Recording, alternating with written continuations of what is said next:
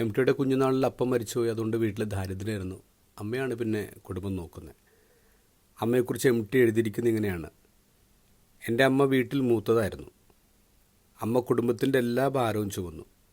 പുറത്തേക്ക് കാണിക്കാതെയുള്ള ഒരു തരം സഹനം. അമ്മ അമ്പലത്തിൽ പോയിട്ട് ഞാൻ കണ്ടിട്ടില്ല. കുട്ടികളിൽ ആളിക്കാറുമില്ല. കുടുംബം എങ്ങനെ നടന്നു പോകുന്നു എന്നതിലായിരുന്നു ശ്രദ്ധ. ഞങ്ങളുടെ വീടിൻ്റെ പാകമുപ്പ് നടക്കാണ്. ഞങ്ങൾ 4 ആൺമക്കൾ. എൻ്റെ അമ്മ പറഞ്ഞു 4 അല്ല 5. ചെറിയ അമ്മക്കൊരു മകളുണ്ട്. ഈ 4 ആൺകുട്ടികൾ എങ്ങനെയെങ്കിലും കഴിഞ്ഞോളും. അവിടെ ഒരു പെണ്ണുണ്ട്. അതുകൊണ്ട് 4 അല്ല 5. അങ്ങനെ ഒരു ഭാഗം തന്നെ അവർക്ക് കൊടുക്കുകയാണ്. അതായിരുന്നു എൻ്റെ അമ്മ. എന്താ ഗോസ്പലിൽ ഈശോ പത്രോസിൻ്റെ വീട്ടിലോട്ടാണ് വരുന്നത്. അവിടെ പത്രോസിൻ്റെ അമ്മായിയമ്മയുണ്ട്. അമ്മായിയമ്മ തൽക്കാലത്തേക്ക് വന്നൊരു അതിഥിയല്ല.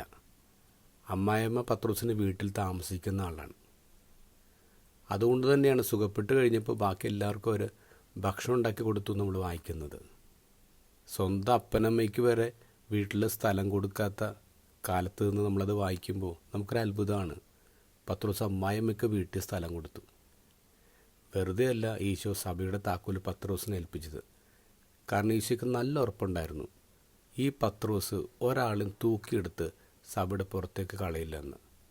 പകരം എങ്ങനെയൊക്കെ വഴിതെറ്റിപ്പോയാലും അവരെല്ലാം എടുത്ത് സഭയുടെ അകത്തേക്ക് കയറ്റുമെന്ന്.